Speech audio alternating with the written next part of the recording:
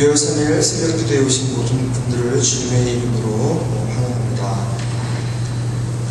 저희가 이제 계속 요셉에 관한 말씀을 듣고 있는데요. 특별히 요셉의 생일을 얘기할 때 히브리서에 있는 말씀을 중심으로 요셉은 방향을 바로 잡았던 그런 인물이었다라는 관점을 가지고 첫 번째 날은 꿈의 해석의 방향을 바로 잡아라. 두 번째 날은 인생의 해석의 방향을 바로 잡아라. 그리고 세 번째 날은 비전 성취의 방향을 바로 잡아라. 라는 말씀으로 함께 나누고자 합니다. 먼저 우리 하나님께 찬양을 드리겠습니다. 찬송가 452장입니다.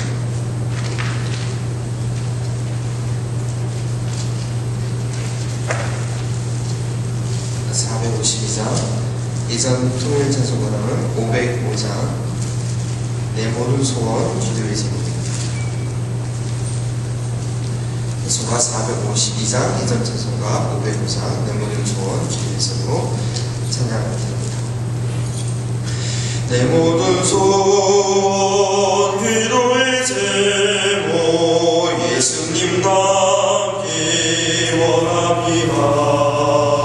예수님 영상 나이기 위해 세상에 보호하기 전에 예수님 답이 내가 원하네.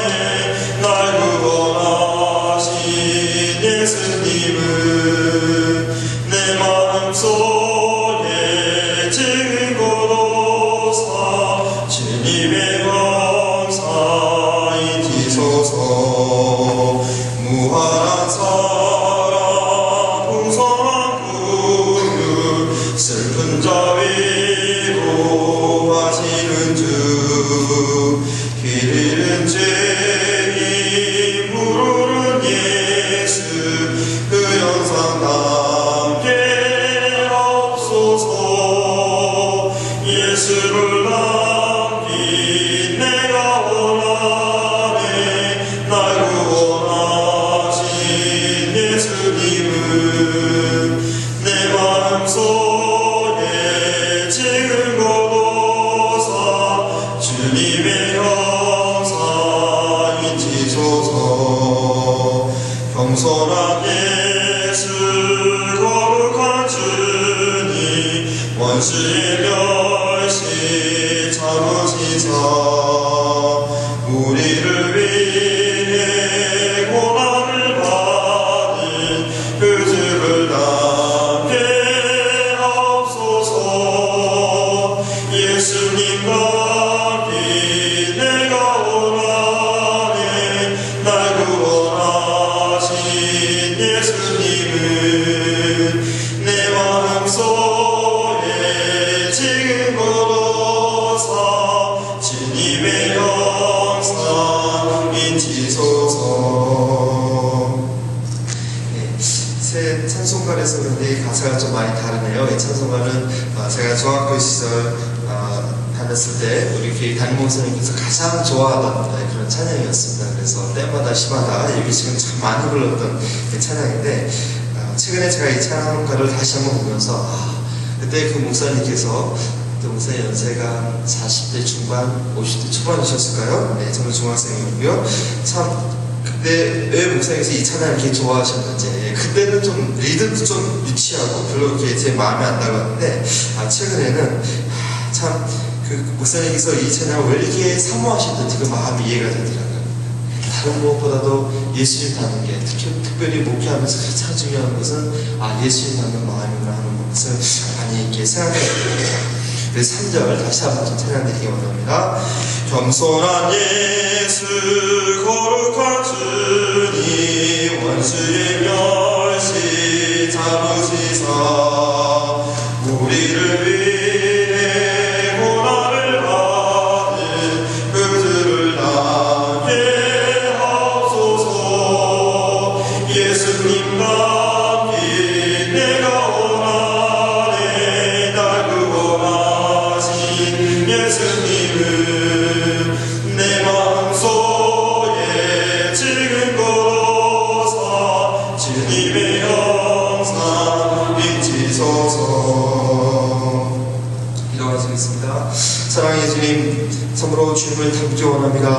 주님을 온전히 우리의 마음 가운데 거룩한 주님으로 하나님 모시고 살기를 원합니다. 여러 가지 많은 업적을 이루고 여러 가지 많은 일을 했다 할지라도 우리가 주님과 같은 모습을 갖지 못한다면, 우리가 주님과 같은 삶을 살지 못한다면 아무것도 아닌 것을 하나님 주 앞에 고백하기를 원합니다. 이 시간도 온전히 주의 얼굴을 사모하며 주님의 인도하심을 받는 그런 삶 되기를 소원하며 주 앞에 나와서오니 주님 말씀하여 주시옵시고, 우리가 주 앞에 기도로 나아갈 때 더 가까이 계신 주님을 확신할 수 있는 이 새벽 시간 되시도록 주님 함께하여 주시옵소서. 감사하며 예수 그리스도의 이름으로 기도합니다. 예, 오늘 본문 말씀은 창세기 42장 1절에서 23절까지 말씀입니다. 창세기 42장 1절에서 23절 말씀. 본문이 길지만 하나님의 말씀을 보는 것 자체가 더 제가 증언하는 것보다 더 중요할 수 있기 때문에 제가 빠른 속도로 쭉 읽어드리겠습니다. 창세기 42장 1절부터 23절 말씀. 그때 야곱이 애굽에 곡식이 있음을 보고 아들들에게 이르되 너희는 어찌하여 서로 바라보고만 있느냐. 야곱이 또 이르되 내가 들은즉 저 애굽에 곡식이 있다니 너희는 우리로 가서 거기서 우리를 위하여 사오라. 그러면 우리가 살고 죽지 아니하리라 하며 요셉의 형 10사람이 애굽에서 곡식을 사려고 내려갔으나 야곱이 요셉의 9이나미는 그의 형제들과 함께 보내지 아니하였으니 이는 그의 생각에 재난이 그에게 미칠까 두려워함이었더라. 이스라엘의 아들들의 양식사러 간 자 중에 있으니 에파나한 땅에 기근이 있습니다. 그때 요셉이 나라의 총리로서 그 땅의 모든 백성에게 곡식을 팔더니 요셉의 형들이 와서 그 앞에 땅에 엎드려 절하매 요셉이 보고 형들인 줄 아나 모른 체하고 엄한 소리로 그들에게 말하여 이르되 너희가 어디서 왔느냐. 그들이 이르되 곡식을 사려고 가나안에서 왔나이다. 요셉은 그의 형들을 알아보았으나 그들은 요셉을 알아보지 못하더라. 요셉이 그들에 대하여 꾼 꿈을 생각하고 그들에게 이르되 너희는 정탐꾼이라 이 나라의 틈을 엿보려고 왔느니라. 그들이 그에게 이르되 내 주여 아니이다. 당신의 종들은 공물을 사모하나이다. 우린 다 한 사람의 아들들로서 확실한 자들이니 당신의 종들은 정탐꾼이 아니니이다. 요셉이 그들에게 이르되 아니라 너희가 이 나라의 틈을 엿보러 왔느니라. 그들이 이르되 당신의 종 우리들은 12 형제로서 가나안 땅 한 사람의 아들들이라. 막내 아들은 오늘 아버지와 함께 있고 또 하나는 없어졌나이다. 요셉이 그들에게 이르되 내가 너희에게 이르기를 너희는 정탐꾼들이라 하는 말이 이것이니라. 너희는 이같이 하여 너희 진실함을 증명할 것이라. 바로의 생명으로 맹세하노니 너희 막내 아우가 여기 오지 아니하면 너희가 여기서 나가지 못하리라. 너희 중 하나를 보내어 너희 아우를 데려오게 하고 너희는 같이어 있으라. 내가 너희의 말을 시험하여 너희 중에 진실에 있는 것을 보리라. 바로의 생명으로 맹세하노니 그러지 아니하면 너희는 과연 정탐꾼이라 하고 그들을 다 함께 3일을 가두었더라. 사흘 만에 요셉이 그들에게 이르되 나는 하나님을 경외하노니 너희는 이렇게 하여 생명을 보존하라. 너희가 확신한 자들이면 너희 형제 중 한 사람만 오게 갇히게 하고 너희는 곡식을 가지고 가서 너희 집안에 금지름을 구하고 너희 막내 아우를 내게로 데리고 오라. 그러면 너희 말이 진실함이 되고 너희가 죽지 아니하리니 그들이 그대로 하니라. 그들이 서로 말하되 우리가 아우의 길로 말미암아 범죄하였도다. 그가 우리에게 애걸할 때 그의 마음의 괴로움을 보고도 듣지 아니하였으므로 이 괴로움이 우리에게 임하도다. 루벤이 그들에게 대답하여 이르되 내가 너희에게 그 아이에 대하여 죄를 짓지 말라고 하지 아니하였더냐. 그래도 너희가 듣지 아니하였느니라. 그러므로 너희 빚값을 치르게 되었도다 하니 그들 사이에 통역을 세웠으므로 그들은 요셉이 있는 줄을 알지 못하였더라. 아멘. 제가 제목을 요셉 시리즈 페이퍼에 보면 방향을 바로잡으라 라고 이렇게 정하였는데요. 마찬가지로 오늘은 세 번째 주제 비전 성취의 방향을 바로잡으라. 바로 요셉이 꾸었던 그 꿈이 오늘 본문에 그대로 이루어지는 그런 내용입니다.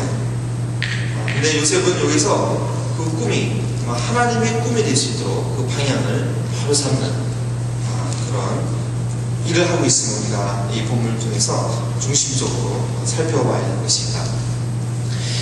2002년 월드컵 때 꿈은 이루어진다라는 그런 대형 플래카드가 아주 유행했습니다. 우리나라는 그 월드컵 개최국으로서 그 체면을 살리기 위해서 16강 진출을 목표로 했는데요. 기대치 않게 4강까지 오르게 되고, 이 4강까지 온 내치임에 우승까지 하자. 그래서 우승을 상징하는 별을 딱 그려놓고 꿈은 이루어졌다라고 그 경기장에 크게 플래카드를 걸었던 것을 기억이 합니다. 하지만 우리가 우승이라는 꿈은 이루지 못하고 4위에 성적을 거뒀지만 스위스 올림픽 56년도였나요? 그때 처음 참석한 이후에 단 한 번도 1승도 해보지 못한 우리나라로서는 한 번에 4강까지 올라갔다는 것은 정말 꿈과 같은 그런 일이었습니다. 마치 애굽의 노예였던 요셉이 애굽에서 바로 다음의 권력을 가지게 되는 그런 일과 같다고 할 수 있겠습니다. 한국은 우승은 아니지만 4강에 머무르게 되지만 요셉의 꿈은 아주 완벽하게 이루어집니다. 그 모습이 9절에 나타나있죠. 요셉이 꿈을 생각하여. 그러나 우리가 이 요셉의 꿈은 단순히 최고 권력의 자리에 오르는 것은 아니었습니다. 여러분들지만 요셉의 꿈은 그의 형제들이, 그의 부모가 그에게 무릎 꿇는 것이었습니다. 요셉이 애굽 총리의 자리에 올랐을 때 그는 자신의 꿈을 이루었다고 생각하지 않았을 것입니다. 어제도 말씀드렸듯이 그 꿈 때문에 요셉이 꿨던 꿈 때문에 요셉이 시련을 참아내고 그 시간을 보냈다고는 보기 어렵습니다. 그저 어떤 상황에서도 하나님 앞에서 살았고 하나님께서 항상 함께 하셨던 삶이었고 그것이 요셉을 애굽의 노예에서 총리의 자리에까지 이르게 한 것이었죠. 요셉이 자기의 형제들과 부모가 자기에게 무릎 꿇게 될 것이라는 그런 기대와 믿음을 가지고 애굽 총리의 자리에까지 오르려고 했다는 것은 우리가 상식적으로 생각할 때 넌센스일 것입니다. 첫 번째 소 대목을 성공의 순간이 위기의 순간이라고 이렇게 써놨는데요. 만약 요셉이 애굽의 총리라는 그런 성공만을 꿈 자였다면 창세기는 어제 41장에서 끝나야 됐습니다. 그렇죠? 애굽의 총리 올라가서 모든 사람을 다스리라. 그 모습으로 끝났으면 됐습니다. 하지만 그렇게 된다면 그 이스라엘을 한 참된 가족이 되게 하는 그런 요셉과 나머지 형들 간의 그 온전한 화합이나 그 화해라는 것, 이것은 이스라엘이 교회를 선택하기 때문에 교회를 한 몸으로 이루는 그런 것을 나타내기 위해서 이 형제들과 요셉이 화합하는 과정은 아주 정말 중요한 그런 과정이죠. 아니면 야곱의 온 집이 애굽 땅으로 완전히 이주해 오게 되는 그런 이스라엘 민족이 형성되는 그런 과정은 이루어지지 못하게 되는 것입니다. 고린도전서 10장 12절 말씀 보면 선줄로 생각하는 자는 넘어질까 조심하라. 그런 말씀처럼 진정한 위기는 내려가게 되는 그 자리는 바로 성공한 그 자리에서부터일 때가 많습니다. 제 얘기를 해서 죄송한데요. 짧은 저의 생애를 이렇게 돌아볼 때 하나님께서 제 생애에 전성기를 주신 때가 있었던 것 같습니다.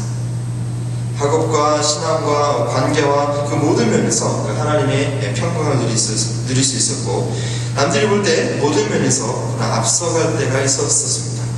그 당시 그 나이에서는 부족할 것이 없이 거의 다 모든 것이 이루었다 할 정도의 자신감이 충만한 시간들이었습니다.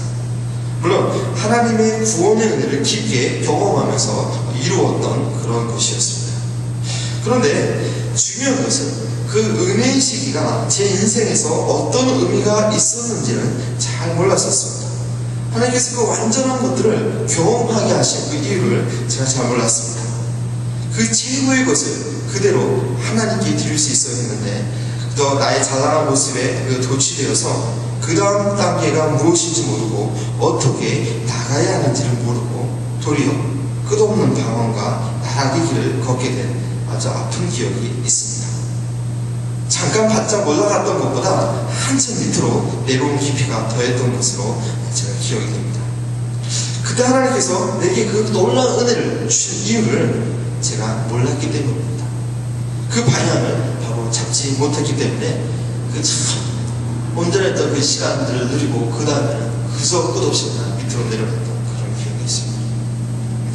그러나 요셉은 자신의 최고의 순간에 하나님께서 꾸겨 하셨던 오늘 9절 말씀 다 함께 다시 한번 같이 읽어보겠습니다. 9절 66쪽인데요. 요셉이 그들에 대하여 꿈을 생각하여, 요셉이 그 최고의 자리에 이르렀을 때 바로 하나님께서 꾸게 하셨던 그 꿈을 기억하고 방향을 바로잡습니다. 그 꿈을 생각하고 그들에게 이르되 너희는 정탐꾼들이라 라고 아주 모질게 이 나라의 틈을 엿보러 왔느니라 라고 요셉이 이야기하고 있습니다. 요셉은 형님들을 보았을 때 자기의 성공을 자랑하려고 쉽사리 자신을 드러내는 그런 모습이 아니라 하나님께서 주신 꿈이 이루어져 갈 것을 생각한 것입니다. 그래서 그는 북받쳐 오르는 감정을 억지로 참으면서 23절에 그 모습이 나와있죠. 우리가 저기 읽지는 않았지만 24절인데요. 요셉이 그들을 떠나면서 울고 그 북받쳐 오르는 감정을 억지로 참고 자신의 모습을 감춥니다. 왜냐하면 하나님께서 꾸게 하신 그 꿈이 생각나기 때문에. 생각해 보십시오. 자신을 애굽의 노예상으로 팔아버렸던 형들이 13년이 지나서 이제 자기 앞에 무릎 꿇고 나타났을 때 그 감정이 어떠하겠습니까? 미움에 사로잡혀 아니면 자아 성취감에 사로잡혀서 그 자리에서 자신을 드러내고 싶었을 것입니다. 보통 감정으로는 참을 수 없는 서름이 터져나오는 순간입니다. 그러나 요셉은 하나님의 꿈을 생각했습니다. 이러한 상황이 자신이 잘나서 아니면 어떤 우연으로 된 것이 아니라 하나님께서 계획하신, 하나님께서 하신 이름을 기억했습니다. 그렇습니다. 하나님의 꿈, 비전은 바로 이런 역할을 하는 것입니다. 하나님께서 이루신 일을 하나님의 것이게 하여 우리로 하여금 그 영광을 우리 스스로 취하는 그런 사단의 일을 하지 않고 오직 하나님께만 영광을 돌리게 하는 것입니다. 비전은 내가 스스로 키운 야망이 아닙니다. 하나님께서 장차 나를 통해 영광 받으신 놀라운 일들을 믿음으로 보게 하는 이미지입니다. 하나님께서 내 심령 가운데 잊지 않도록 새겨주신 은혜의 그림입니다. 그것은 처음부터 하나님께서 친히 이루실 하나님의 일인 것입니다. 따라서 꿈꾸었던 어떤 놀라운 일이 성취되었을 때 그것은 내가 한 것입니다. 내게 그 꿈을 주신 하나님께서 하신 것임을 요셉처럼 기억하고 인정하게 되는 것입니다. 요셉의 생애는 17살 때 꿈을 품고 그것을 위해 온갖 고난을 참고 매진했던 그런 삶이 분명 아니었던 것입니다. 요셉이 형제들의 곡신에 자기 곡식단에 전하고 해와 달과 11별이 자기에게 절하게 하는 꿈을 꾸게 하신 것은 바로 하나님이십니다. 그 하나님이 어떠한 상황에서도 우리 요셉과 함께 하시어 그 꿈이 성취되도록 섭리하셨습니다. 그리고 요셉은 자신의 최고의 성취의 순간에 자신의 그것을 자신의 본의대로, 자신의 감정대로, 자신의 영광을 위해서 사용하지 않고 하나님의 꿈이 되도록 그 꿈을 단순히 기억했던 것입니다. 우리는 비전을 갖는다, 꿈을 갖는다 할 때, 그래서 내가 어떻게 되는 것, 내가 어떻게 놀라운 일을 이루는 것, 여기에 포커스를 맞추지 않습니다. 그래서 그렇게 그 꿈을 가지고 내가 참고 인내하고 어떻게 해내야지. 그래서 결국 이뤘을 때 지금 나는 이런 일을 해냈어. 자기 만족과 자기 도취에 빠지는 그런 오류에 빠지기 쉽다는 것입니다. 하나님의 비전과 하나님의 꿈은 그런 것이 아니라는 것입니다. 나를 통해서 하실 그 일을 내 마음과 내 심령 가운데 새겨주시고 하나님께서 꾸준히 내 안에서 이루어가시는 것입니다. 그리고 정작 그것은 하나님께서 이루신 것이고 내가 그것을 이루게 됐을 때 과연 이것은 내가 노력해서 내가 수고해서 일어난 어떤 일이 아니라 하나님께서 그래 바로 그때 내 마음 가운데 그 꿈을 주셨던 하나님께서 이루신 것이구나 하고 온전히 하나님께 영광을 돌리게 되는 것입니다. 비전은 우리가 예수님을 믿었을 때 하나님께서 내 인생에 갖게 된 내 생에 대한 하나님의 계획이 무엇인가 알게 되는 놀라운 이미지며 그림입니다. 내가 나를 창조하신 창조주 하나님을 알지 못했을 때는 그래서 내가 내 인생을 계획하고 내 마음대로 내가 갖고 있는 수준에서 인생을 계획했지만 내가 예수님을 영접한 이후에는 하나님의 소유가 되었고 내 생에 대한 하나님의 놀라운 계획이기 때문에 내가 갖고 있는 지식의 한계와 내 능력의 한계를 뛰어넘어서 하나님의 놀라운 꿈을 꾸게 되는 것입니다. 나의 능력으로 나의 생각으로 그것을 감당할 수 없지만 하나님께서 내 마음에 그 꿈을 주셨기 때문에 그 것을 이루어가게 되는 것입니다. 바로 내게 주신 달란트가 무엇인지 발견하고 그 달란트를 온전히 이루어드리게 되는 것이죠. 우리가 예수 그리스도를 믿는 사람이라면 하나님의 소유가 되려면 그리스도인이라면 누구든지 이 비전을 소유하고 바라보고 그러면서 나의 삶 가운데 일어나는 하나님의 뜻이 무엇인지 분별하고 그것이 나타날 수 있도록 우리가 기도할 수 있어야 되겠습니다. 바로 요셉의 삶은 그러한 삶이었습니다. 그가 꿈을 꿨을 때 그 꿈의 방향, 그 비전의 성취의 방향을 바로 자신의 목적과 자신의 영광을 위해서 내가 이렇게 이루었다. 그때 그 꿈 내가 이루었다 것이 아니라 하나님께서 주신 꿈이 하나님의 꿈이 될 수 있도록 그 방향을 바로 잡은 것이 바로 요셉의 삶이었다는 것을 기억했으면 좋겠습니다. 이 시간 함께 기도하기 원합니다. 우리가 이 시간 함께 기도하기 원하는 것은 정말 하나님께서 나의 영혼을 구원하시고 불러주셨는데 하나님께 없는 그 독생자 예수 그리스도를 통해서 나의 삶을 구속해 주십니다. 나의 생에 대한 하나님의 그 계획이 무엇이